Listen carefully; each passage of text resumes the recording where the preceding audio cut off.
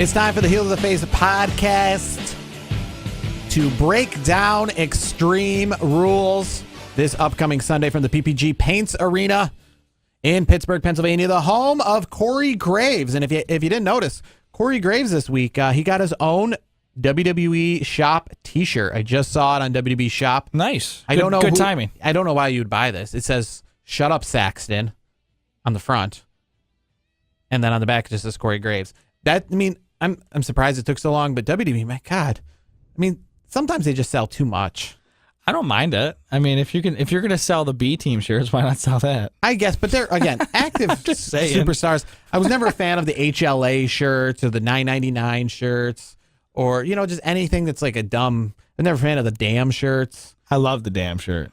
It's awesome. You just walk out to people. So let's get into Extreme Rules this upcoming Sunday. We'll start with the kickoff show. New Day versus the Sanity.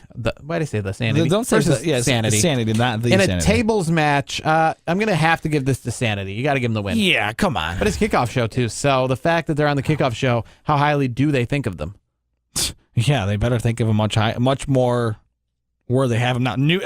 You're putting Sanity on the kickoff show, and you're putting, you're splitting hairs, I guess. What other match would you take and throw it down there? It's a pretty good card. So, Sanity's so good, though. I don't like him on the kickoff show. But they're going to win. All right, so you got Sanity. I got Sanity. Yeah. Finn Balor versus Constable Corbin. This is part of the stuff I don't like about WWE, where some things are just too predictable. They always, it's the Hulk Hogan, the John Cena's always winning. We already know. I got to give Finn Balor. He's going to win. You think so? You think they're going to give it to Constable Corbin? I do. I'm a Finn Balor guy too. I love Finn Balor, but I think the way they're building this, I think Corbin's winning. I'm still going Finn Balor because the way that they built it with Big Cass, and they had him lose all the time. Well, Big Cass is not even in the business anymore. He's gone. Well, you didn't know that though when he lost. I know. And then you had him still look strong afterwards against Daniel Bryan when you're like, well, why didn't you just win then? He lost and he gets the boot. Yeah. Well, we all know what happened there. So Matt Hardy, Bray Wyatt defending the Raw Tag Team Championships against the B Team. I'm gonna give it to the B Team. Yeah, me too. I'm going B Team, man. I'm going B Team. I think they're. I know they're like the new flavor of the month, so to speak. But I like them. It's fresh blood. It's entertaining. Asuka versus Carmella for the SmackDown Women's Championship with our good friend James Ellsworth. He's gonna be hanging over the ring in a shark cage. Didn't they do that last year with him? I'm confused. Is this not? No, I feel like we've seen this before. No, it was Enzo. Enzo was in the shark cage last year. Okay, so we've done the shark cage recently. Yes. That's the point. It was last summer. We were in the same spot we are now with the shark cage. And Enzo got I think Enzo got lube. He slipped out. Yeah. But I feel like haven't we when Ellsworth was around last year at this time, because it was last year at this time that he helped Carmella win Money in the Bank. So around Extreme Rules SummerSlam, he was around. I don't know if Extreme Rules was the same time, but the July pay-per-view into SummerSlam. It was kind of the same gimmick with Ellsworth as it is now. I feel like they've done something with Ellsworth to keep him away. Yeah, that's why the shark cage thing. As soon as they were it felt just like a rerun. I felt like, haven't we seen this before? I don't mind Ellsworth though. I don't really mind him. He's like an average guy. He's walking around definitely he's got the dad bod going on, and he's just all the females love me. It's and you see the girls in the background. They're just no, we don't. So Carmelo does. Who are you taking this match? I'm saying Mella's money. I'm saying Asuka. I can't. And I'm saying maybe Carmelo switches sides, or maybe James Ellsworth switches some sides. You got to do something new with him. You brought him back, kind of the same gimmick as before. I'm going to go Mella's money. I think Ellsworth will do something to help her win. What about the Raw Women's Championship? Nia Jax versus Alexa Bliss. I'm going to say, so who's the champion here? Alexa Bliss. I'm going to say Nia Jax with help of Ronda Rousey. Yeah, I agree. Nia Jax. Yeah, I agree. I think Ronda's going to get involved because I think we're going to have a three-way at SummerSlam. I could see that. I could see. To me, I think they already kind of teased that she'll be at Extreme Rules, if I'm not mistaken. So she's only suspended from Raw, not from house shows or other WWE shows. That's the stupidest thing I've ever heard in my life. But it makes the storyline fit. That's I know it's so stupid, but she'll be Extreme Rules at Extreme Rules, and I think she's going to help. And I think she's going to help Alexa lose. One of the matches I think might steal the show, and hopefully it's not. And this is if Jeff Hardy doesn't show up like he did at that TNA pay-per-view, completely wasted. Yeah. Yeah. Hopefully But not. full-on ability versus full-on ability. Jeff Hardy versus Shinsuke Nakamura, I think, could be a very entertaining match for the United States Championship. Yeah, I think that could give the 30-minute Iron Man match, which we'll get to in a minute, run for its money for match of the night. I have to go. I'm going to go Jeff Hardy. I'm going Shinsuke because we got to get him out of that AJ Styles feud. We got to get him doing something else. And I know he's not in it still. He's with Jeff Hardy, but just giving him this title would keep the title on Jeff. Will keep the boat sailing away from him versus AJ. I hope they just keep the title on Jeff. Then what do you want to do with Shinsuke? I have no idea. Move him to Raw. We got to shake things up a bit. Yeah, I agree. He needs Teddy Long out there. Yeah. We got to move him to Raw. Maybe make a trade. I wish they would do more trades every so often and just like swap people. Yeah, because they always do it like in mass bunches. No, I'm great with it doing like one at a time, like kind of like a supplemental draft, like they do in the NFL and other sports. Well, they always do it in bunches. I'd be fine with a trade like once every 2 months. Yeah, every so often. And the best part is they don't announce it, and then like he comes out and just so you know, I was traded for, and then does his thing. I don't know. Well, you know what? Something like that. I don't know. The thing, you could do the debuts a lot of times on Raw, or actually no, don't announce it. I correct myself because that guy could be on Raw. And then because it could still be on Raw, but like they used to do with the draft, where both people would be on Raw, but the guy would be on SmackDown, then would show up on SmackDown as well because he's still on Raw until SmackDown. So, me an example, like Raw had when the first draft happened, or one of the first drafts, with John Cena and Batista were both champions. They both were champions going into a pay-per-view, and then after that pay-per-view, Batista went over to SmackDown. So you still finished up your storyline. So meaning like you're not just like, well, who wasn't on Raw this week? No, that person will be on Raw. He was traded for. No. He'll be on SmackDown though the next night. So yeah, I mean, I would like to see some. I like to see the trades unannounced. I correct myself. I like to see the trades unannounced, and then you're not going to know until that person comes out. Yeah. So you'll have Daniel Bryan show up on Raw. Yeah. Who's he traded for? Well, you have to tune into SmackDown to see who he's traded for. Kind of how they did the draft before. That's what I would do. Just like unannounced. Yeah. I take back the previous stuff, guys. So we move on to the 30-minute Iron Man match. I'm not a big fan of 30-minute Iron Man matches, and here's the reason why. Because 60-minute Iron Man matches, I feel, are something very unique. 60 minutes, nobody goes 60 minutes. And it's understandable to get a few falls in 60 minutes. But in 30 minutes, if it ends up being like 4-3, I mean, That's stupid. I think it's going to be 2-1. Because to me, That's fine.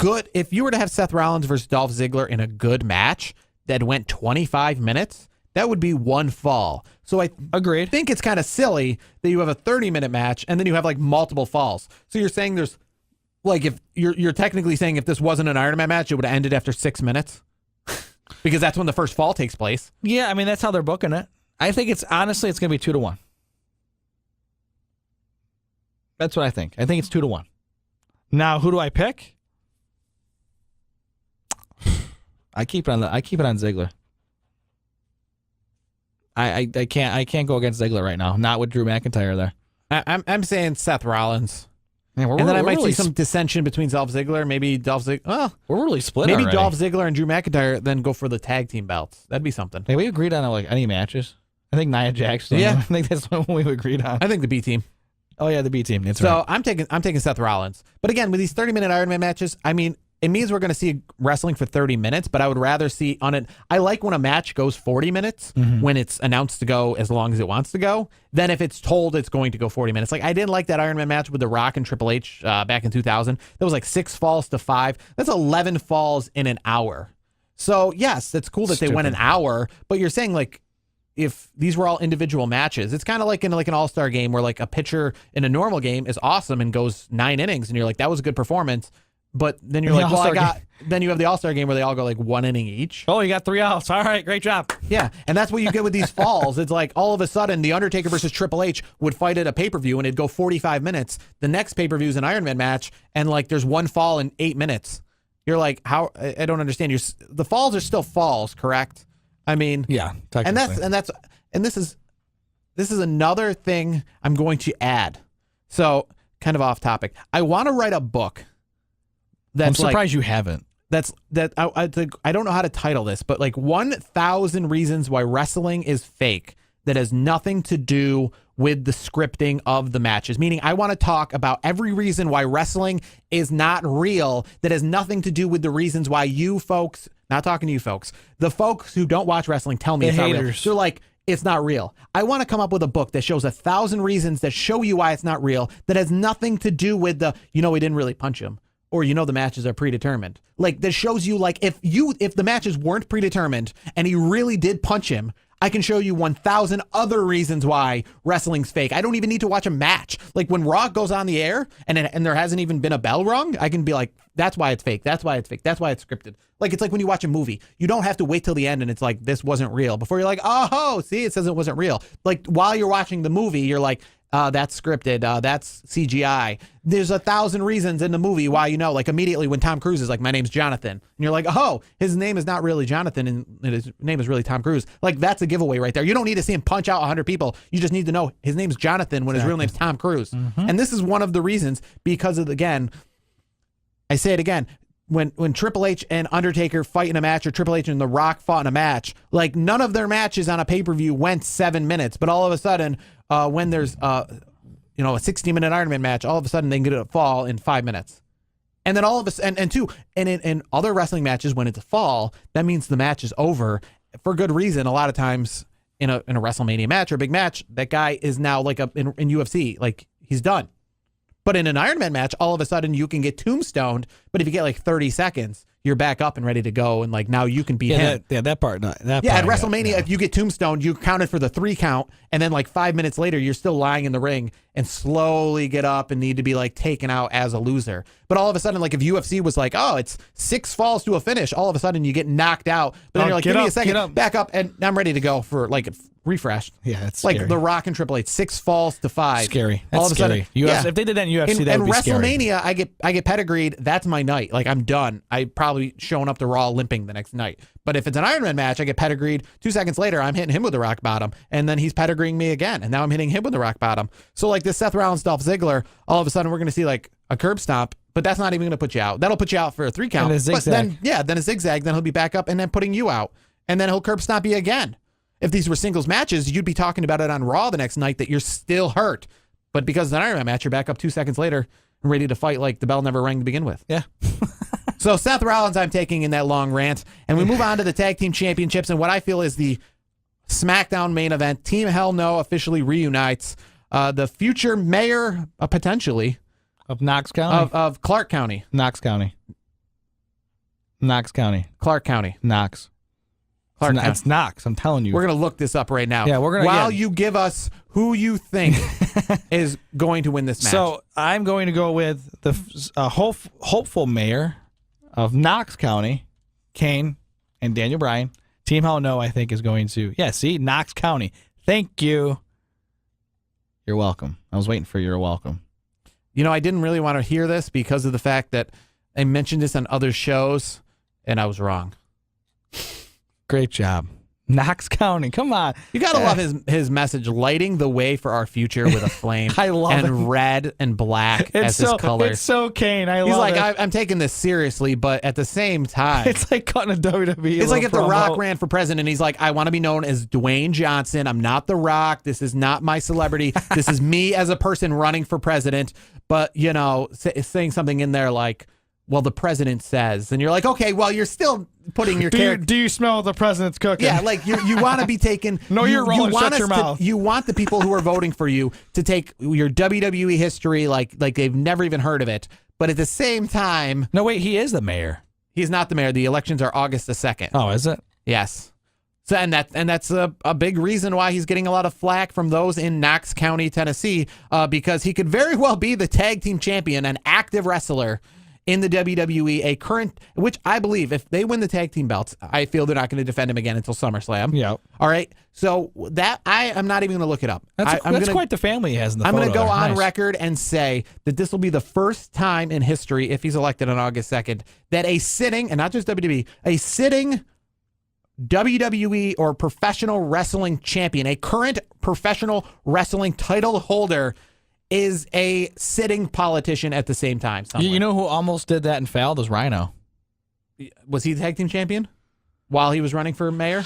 I don't remember. I think he's ran a couple times and didn't win. But was he? That's the thing. If No, he he- becomes I don't- mayor, yeah. this will be the first time mayor, Senate, council, prime minister, doesn't matter. I don't think anyone's ever held a political position anywhere, even in the smallest of towns in the world, and also been a active professional wrestling champion. I mean, Bob Backlund's he's run, and Linda McMahon, but they've never been current champions. Yeah. That's the thing I'm trying to say. Gotcha. So I think he's going to be. I think he's going to be a current tag team champion. Team Hell No win the championship. I agree. I'm at with you. Extreme Rules this Yep. Sunday. 100%. So we move on to the steel cage match, Braun Strowman versus Kevin Owens. I say Braun Strowman's going to slam him through the ring. Kevin Owens is going to do what we've seen before. I saw this with Big Show and JBL at their cage match they had like 10 years ago now, where it was like the barbed wire on top. And JBL was slammed through the ring. And as Big Show was trying to slowly get out, JBL like crawled under the ring and out and won the match, which I think retained his championship. I see Kevin Owens doing. I see Braun Strowman like either slamming him through the cage or doing something where Kevin Owens wins, but like the Brock Lesnar, So Roman Reigns style, greatest Royal You're Rumble. you're picking Kevin Owens? I'm picking Kevin Owens to win this. I can't. I'm picking Braun Strowman. But it's just been so much I don't- Braun Strowman over Kevin Owens lately. I don't bet against the monster in the bank. That's just how it goes. Roman Reigns versus Bobby Lashley. Okay, Jared, you're gonna go with Bobby Lashley. I don't sure. like either of these guys. Yeah, but you don't like Roman Reigns more than anybody, so I'm going with Bobby Lashley because I think they're going to Because set you him don't- up with a match. because you don't like Roman Reigns. That's what it comes down I think to. because they're going to set him up with a match against Brock Lesnar. Brock Lesnar at SummerSlam. I'm going Roman Reigns because it's Roman Reigns. That's all I'm gonna say. And the WWE Championship match, which I don't think is probably going to go on last, AJ Styles versus Rusev. Which it should, and I think AJ Styles is gonna retain. To the much chagrin of the universe. Well, then I'm going to go out on a limb, and I'm going to say that July the 16th? This Sunday? No, I think 15th. July the 15th in Pittsburgh, Pennsylvania. Well, July 16th and July 14th will be the same as what July 15th will be, and that is Rusev Day. You got it. You got it right there. So those are our Extreme Rules prediction. I got Rusev, Bobby Lashley, Kevin Owens, Team Hell No, Seth Rollins, Shinsuke Nakamura, Nia Jax, Asuka, Yep. the B Team, Finn Balor, and Sanity. And I'll just wrap mine up. AJ Styles, Bobby Lashley, Braun Strowman, Team Hell No. I'm gonna go Dolph Ziggler again there, and then Jeff Hardy. Let's see, Nia Jax, Carmella, the B Team, Constable Corbin, and Sanity. Those are Extreme Rules predictions. Extreme Rules this Sunday on the WWE Network and pay-per-view if you're an idiot somewhere and you're paying $54.99 for it. What are you doing? I don't even know what you're doing. Like, when you're getting your credit card out, like, I don't know. But if you're doing that somewhere, more power to you. For Brandon the Icebreaker Clements, you can find him on Twitter at Icebreaker21. Myself, Jared Wicks on Twitter. We're on Twitter with the show at Heel to the Face. And don't forget to subscribe to us on YouTube.